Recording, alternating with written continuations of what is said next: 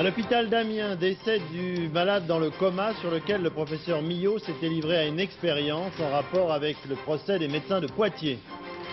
L'homme peut travailler sous 520 mètres d'eau. Cet après-midi, 2 plongeurs français ont battu le record du monde de plongée sous-marine, une exclusivité Antenne 2. En Iran, derrière la guerre et les images de propagande, un reportage sur la vie quotidienne dont certains aspects échappent à la rigueur islamique. Une journée supplémentaire de détention pour Marcel Fontaine, Jean-Paul Kaufmann, Marcel Carton. Les otages français au Liban n'ont toujours pas été libérés. Madame, monsieur, bonsoir. On a coutume de dire que les alpinistes sont les conquérants de l'inutile. Ce n'est pas le cas des plongeurs sous-marins de la COMEX et de la Marine nationale qui, cet après-midi, ont battu le record du monde de plongée sous-marine, moins 520 mètres. Un exploit qui veut prouver que demain, on pourra descendre très profond pour travailler sous l'eau et exploiter les fonds marins. Patrick Esquer. Et oui, à l'intérieur de ce masque aux allures inquiétantes, il y a un homme. Ok, je descends les contrepoids là, Louis. Patrick Rode, 38 ans, le premier à avoir osé évoluer à moins 521 mètres sous la mer. Patrick, Louis, ça va? Un record absolu. Ici, au large de Cassis, c'est une nouvelle frontière de l'impossible qui a reculé à 13h45 cet après-midi. Patrick est bientôt rejoint par Louis Schneider, tandis qu'un troisième homme reste à l'intérieur de la cloche qui les ont descendus tous les trois au fond de la mer. Ironie, leur première plongée devait consister en une expérience simulant le travail sur un pipeline. Elle a en fait été immédiatement opérationnelle puisque les deux hommes ont dû venir au secours de ce robot télécommandé qui devait en principe les assister. Le dit robot s'étant coincé les hélices dans un câble. Comme quoi, au fond des océans aussi, la main de l'homme reste irremplaçable. Les trois plongeurs avaient été réveillés à 5 h du matin. La checklist de contrôle technique de la cloche avait duré près de 6 heures, créant un incroyable suspense pour la centaine de techniciens et de scientifiques du bord. Et c'était la descente vers le noir, vers une réussite facile, une véritable surprise. Une facilité de travail époustouflante, des gars qui sont à l'aise, des gars qui réagissent à ce qu'on leur demande, des gens qui comprennent, des gens qui ont l'esprit clair, ils bossent, c'est fabuleux. Ça veut dire que vous auriez pu aller plus profond? Oh, certainement, oui, beaucoup plus profond, une bonne centaine de mètres en plus. Cette première plongée a duré 2 h 12 minutes. Mais même la tempête qui se lève ce soir sur la Méditerranée ne devrait pas empêcher la plongée record de demain d'avoir lieu. Oui, je vous l'ai dit, ce record est filmé en exclusivité par Antenne 2 et vous pourrez en suivre tous les détails et les nouvelles aventures dans nos différentes éditions de demain et d'après-demain et dans une émission spéciale également qui sera consacrée à cet événement. La nouvelle est tombée en fin d'après-midi à l'hôpital d'Amiens. Pascal Louette, 24 ans, père de 2 enfants qui étaient dans le coma, est décédé. C'est sur cet homme qui se trouvait dans le coma depuis le 19 janvier que le professeur Millot s'était livré à une expérience visant à éclairer les débats du procès des médecins de Poitiers. Cette affaire avait soulevé une vive polémique, souvenez-vous, la semaine dernière, avec pour première conséquence la suspension du professeur Millot par le ministre de la Santé, Madame Barzac. Et cet après-midi, donc, ce malade est décédé. Dans quelles conditions exactes? Voilà ce que vient d'apprendre à l'instant sur place, à Amiens, Michel Montpontet. C'est vraisemblablement ce matin, à l'hôpital Nord d'Amiens, que les instruments qui maintenaient artificiellement en vie le jeune Pascal Louette ont été débranchés à la demande de la famille. Ce jeune homme de 24 ans était arrivé ici le 19 janvier dans le service du professeur Millot, accidenté. Mais quelques jours plus tard, il tombait dans un coma déplacé. Mardi dernier, on apprenait, vous vous en souvenez, que ce jeune malade aurait servi de cobaye au professeur Millot. En liaison avec le procès de Poitiers, il voulait démontrer qu'il y avait bien eu une inversion des tuyaux sur Nicole Berneron. Cette intoxication expérimentale devait le démontrer, mais elle avait provoqué en fait un véritable tollé général.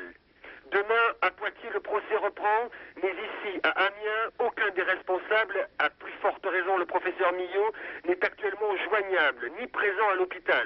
Une discrétion qui en dit long sur le malaise ressenti ici à la mort du jeune Pascal Louette. En attendant d'autres explications qui viendront peut-être, qui viendront sûrement, une question reste posée ce soir. L'expérience faite il y a une 8aine de jours sur Pascal Louette, un malade dans le coma, peut-elle être directement ou indirectement la cause de son décès aujourd'hui? Daniel Luigou. Vous n'avez aucune déclaration à faire? Absolument aucune. Le professeur Millot a aujourd'hui perdu son titre. Il sera demain poursuivi par la justice, mais pour quel motif? En fait, pas pour avoir provoqué ou précipité la mort de Pascal Louette. L'expérience qui a été pratiquée sur le jeune homme d'Amiens, plongé dans le coma depuis plus d'un mois, peut être tentée sans danger sur un homme en pleine santé. Le professeur Lassner, qui a révélé à Poitiers l'expérience sur coma, a déclaré qu'il était prêt à faire sur lui-même l'inhalation de protoxyde d'azote. Non, ce que l'on va reprocher au professeur Millot, c'est d'avoir pratiqué une expérimentation en dehors de tout espoir thérapeutique, d'avoir utilisé le corps d'un homme comme d'un outil de laboratoire. Le problème n'est pas d'ordre technique, savoir si le coma était prolongé ou dépassé.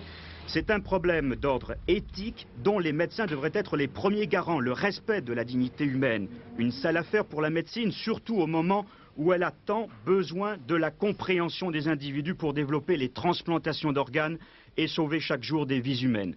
Reste que l'expérience d'Amiens a été tentée pour faire la lumière dans le cadre d'un procès.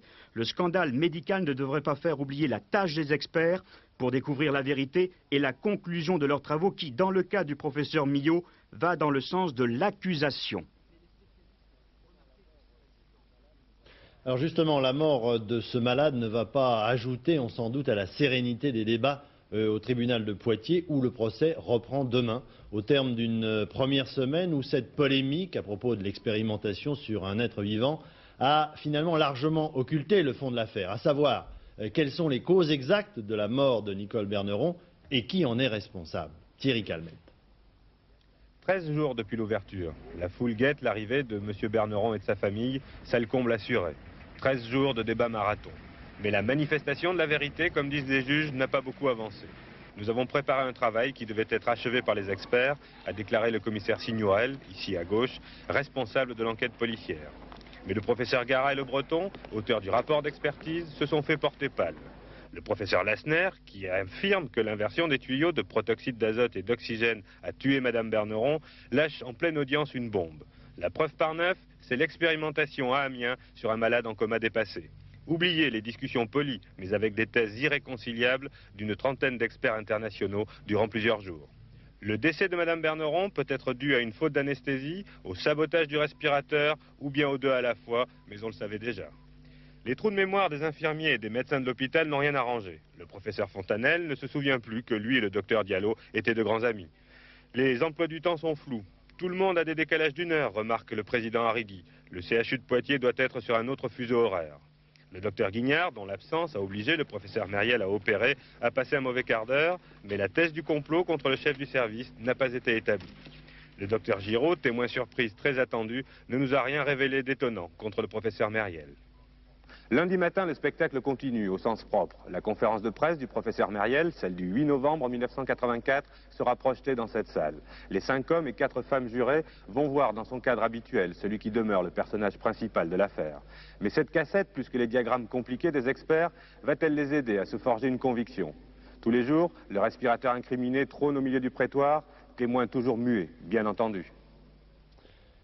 5 morts, 16 personnes hospitalisées, dont 2 dans un état désespéré, d'après les médecins. C'est le dernier bilan de l'incendie d'un immeuble rue de Reuilly à Paris, dans le 12e arrondissement. C'était la nuit dernière. Il s'agissait d'un immeuble vétuste, habité en majorité par des immigrés.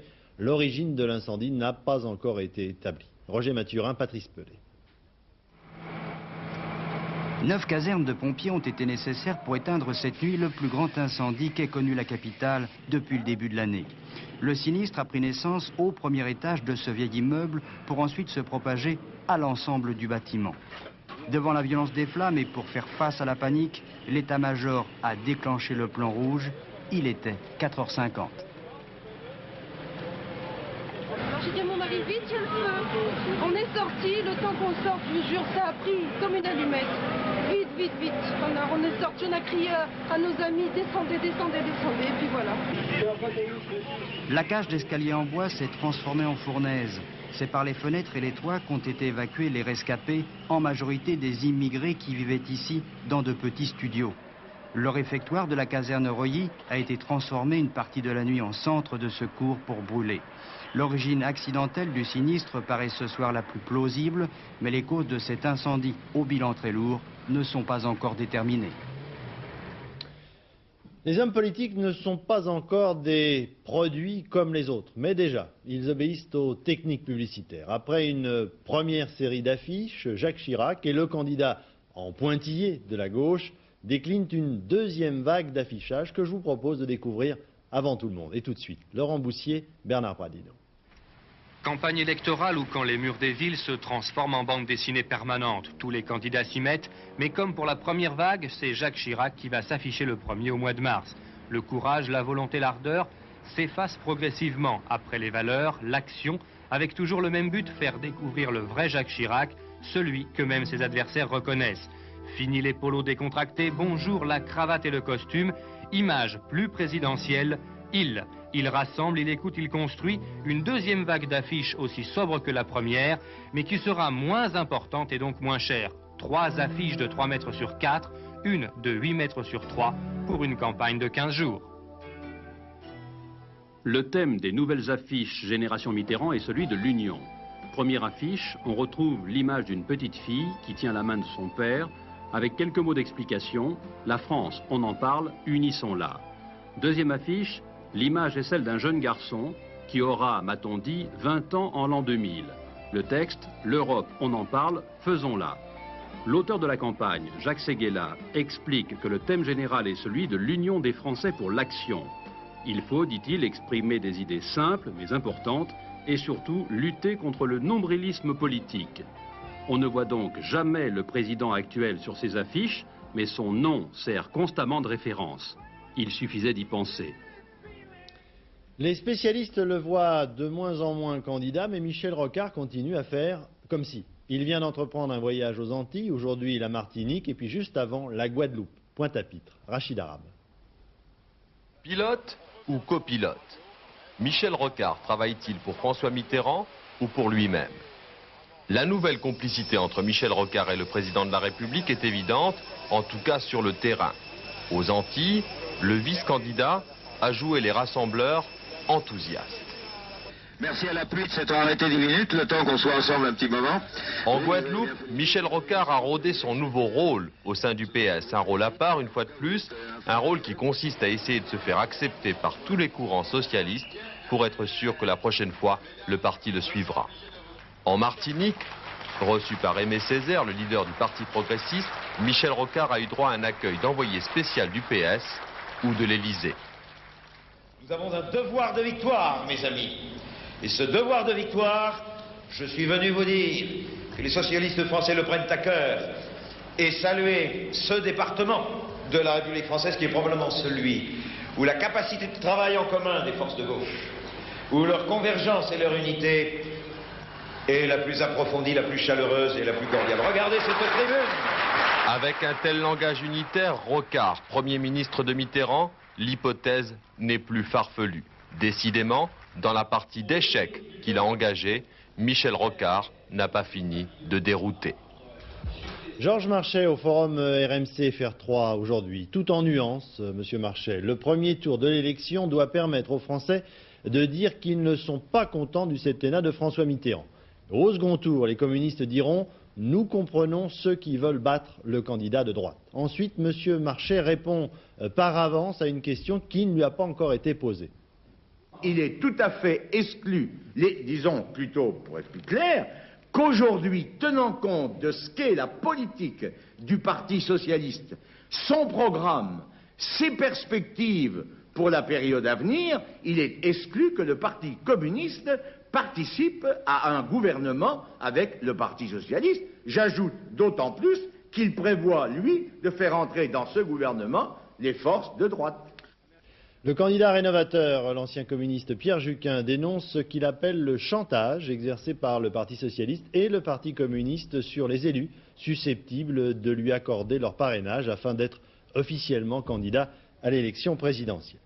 Raymond Barre maintenant, au Club de la Presse d'Europe 1, une phrase importante qui fera sans doute beaucoup parler. Il réaffirme qu'en cas d'élection, Il dissoudra l'Assemblée nationale pour diriger le pays avec une majorité plus importante, une forme d'ouverture. Je dis renforcer la majorité, je veux dire ne pas avoir une majorité de 3 voix. On pourrait quand même, tous les experts le disent, en avoir un peu plus. Une autre question est celle de l'ouverture. Et alors là, je peux vous dire que je crois que devant les problèmes auxquels la France a à faire face, l'ouverture est quelque chose de nécessaire. Appeler tous ceux et toutes celles qui, avec bonne volonté, sont désireux d'apporter leur concours à la réalisation d'une politique qui est conçue non pas pour satisfaire une idéologie, car là est le point. Une politique qui ne va pas défendre telle conception ou telle autre conception, mais qui posera un certain nombre de problèmes et qui s'efforcera de mettre en œuvre les moyens permettant de résoudre ces problèmes. Cela signifie-t-il que des socialistes pourraient s'y rallier? Si des socialistes peuvent s'y rallier, ils sont les bienvenus. En France, une dernière information, les mineurs du bassin de Lorraine ont décidé d'annuler leur mot d'ordre de grève pour demain lundi. Après les manifestations de vendredi, une négociation s'est ouverte et a l'air de porter ses fruits. À l'étranger, Israël, un mot domine la situation là-bas, impasse. Impasse sur le terrain, des manifestations et des morts palestiniens ce week-end encore, 73 victimes arabes depuis près de 3 mois. Impasse politique, le secrétaire d'État américain George Shultz, à la manière de son célèbre prédécesseur Henry Kissinger, fait des navettes entre Jérusalem, Amman, Damas et aujourd'hui le Caire en Égypte, sans pour autant trouver le début d'une solution. L'un des obstacles majeurs étant la volonté farouche d'Israël de ne pas reconnaître l'OLP. On l'a dit et répété ces dernières semaines, bien qu'elles soient négatives pour la plupart, les images continuent à nous parvenir des troubles dans les territoires occupés par Israël. Les journalistes peuvent continuer là-bas à témoigner. Ce n'est plus le cas depuis longtemps en Iran, d'où seuls nous parviennent les documents de propagande. Pourtant, récemment, Téhéran a autorisé une équipe d'Antenne 2 à réaliser un certain nombre de reportages dont voici le premier ce soir. Selon la formule, même pendant les guerres, la vie continue et à Téhéran, la rigueur islamique s'exerce dans tous les domaines, à quelques exceptions près toutefois. En voici 2, la musique et l'informatique. Patricia Coste, Jean-Claude Delattrempe. Des gestes de chef d'orchestre. Son rôle, surchauffer les foules avant l'arrivée de l'orateur. Ce jour-là, célébration du 9e anniversaire de la Révolution, c'est contre Israël que les cris de haine ont fusé. Hier contre les Américains, avant-hier les Français. La population est sans cesse maintenue sous pression. Mais après la colère, paradoxe iranien, le recueillement.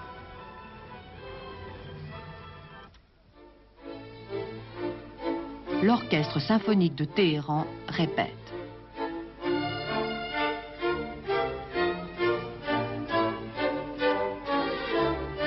Quelle est la musique idéale pour la révolution islamique?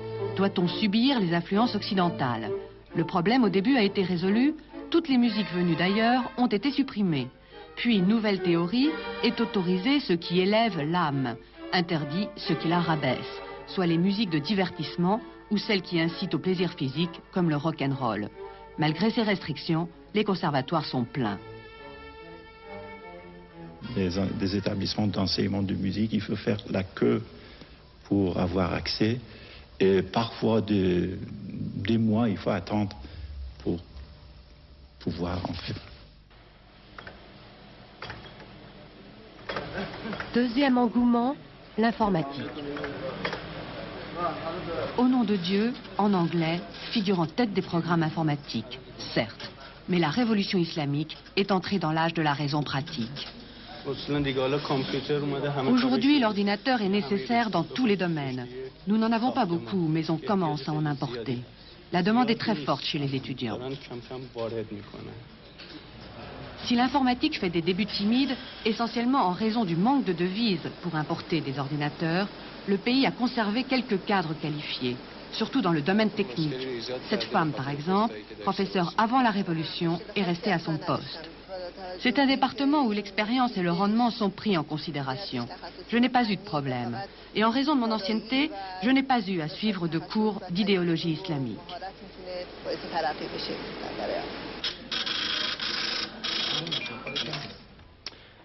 Les Américains ont de ces idées. Figurez-vous que la dernière mode là-bas aux États-Unis consiste non plus à faire empailler ces animaux familiers, mais à les faire déshydrater. Écoutez plutôt les explications de Paul Marron.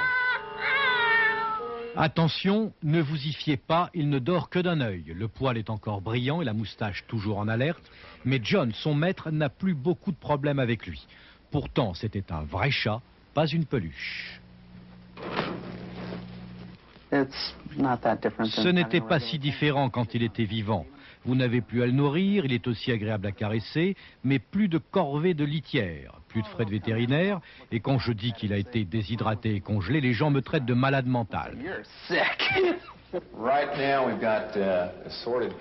C'est dans un laboratoire de Floride, unique en son genre, que ces premières expérimentations ont été faites avec succès. Un laboratoire déjà débordé par les demandes.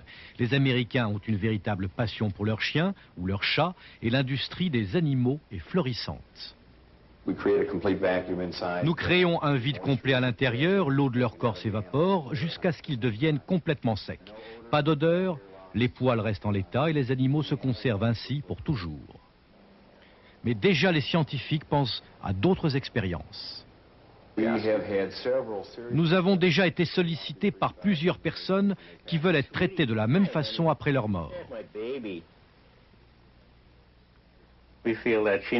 Elle sait qu'on lui parle, elle nous entend. Elle est partie sans nous quitter. Je peux la caresser, l'aimer, et elle reste mon enfant. Ce n'est pas mon chien, vous savez, c'est ma petite fille. On lui met un petit pot d'eau et on la couche le soir, tranquillement. Un vieux proverbe persan dit, entre l'homme et la bête, le plus fou n'est jamais celui qu'on croit. Antenne 2 relate l'actualité, elle l'a fait également ce soir dans Cinéma, ce qui explique le cadre de votre écran, Cinémascope. Vous pourrez suivre en couleur un film qui fut l'un des plus grands succès du cinéma français noir et blanc, Jour de fête de Jacques Tati, sorti en 1947. Pourquoi du noir et blanc en couleur? Vous allez tout de suite le comprendre. Valérie Fournier. 1947, Jacques Tati tourne Jour de fête. Ce film n'était qu'une sécurité, une version noir et blanc, une simple copie.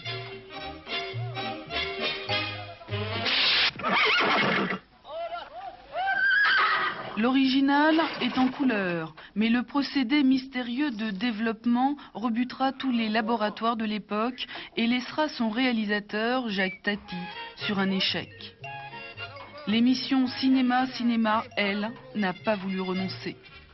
Quand la fille de Tati m'a annoncé qu'il y avait ces 60 boîtes de films, d'un film formidable comme ça, en couleur, qui dormait dans la cave depuis 40 ans, c'est comme si on m'avait dit qu'on avait retrouvé le coffre du Titanic ou un truc comme ça m'a fait complètement rêver. Et je me suis dit qu'il fallait trouver un fou qui rêve comme ça là-dessus aussi et qui en même temps ait un peu les connaissances techniques. J'en connaissais un. Il s'appelle François Head, il a fait toute l'enquête, il a retrouvé les témoins, il a retrouvé les brevets, il a procédé à des essais de tirage, etc. Et puis c'est cette enquête que j'ai filmée, et ce qui permettra à Cinéma de montrer pour la première fois les images couleurs de Jour de fête. Jour de fête, le premier long métrage français en couleur, en voici la première image. Ce soir sur Antenne 2 donc, et en couleur maintenant les résultats du tiercé qui se courait cet après-midi. Pour gagner il fallait jouer le 3, le 16 et le 9, ça rapporte un peu plus de 10 000 francs dans l'ordre et 1321 francs 50 dans un ordre différent. Le quart et plus ensuite, au 3, au 16 et au 9 il faut ajouter le 11 et ça rapporte 53 733 francs et 1542 francs dans un ordre différent. Avant de passer à la météo, des images qui, j'en suis sûr, ne vous laisseront pas de marbre. Les plus belles réalisations d'un concours de châteaux de glace à Helsinki, en Finlande. Vous allez les voir. Des châteaux de sable, mais à la manière plutôt des châteaux de sable, des châteaux de glace. Voici les plus belles réalisations de ce concours qui a eu lieu aujourd'hui en Finlande. Voici l'œuvre des Français, sorte de radeau de la Méduse vu de loin. Encore que ne vous fiez pas trop à mes explications, je ne suis pas très sûr de moi. Il y a un bateau, mais si c'est le radeau de la Méduse, ça je n'en suis pas sûr. La météo maintenant qui n'a rien à voir avec celle de la Finlande. La météo avec une nouveauté à partir de demain. Les prévisions vous seront proposées tout de suite après le journal de 20h. Et nous prendrons encore plus le temps de vous donner des nouvelles du temps tous les soirs après ce générique.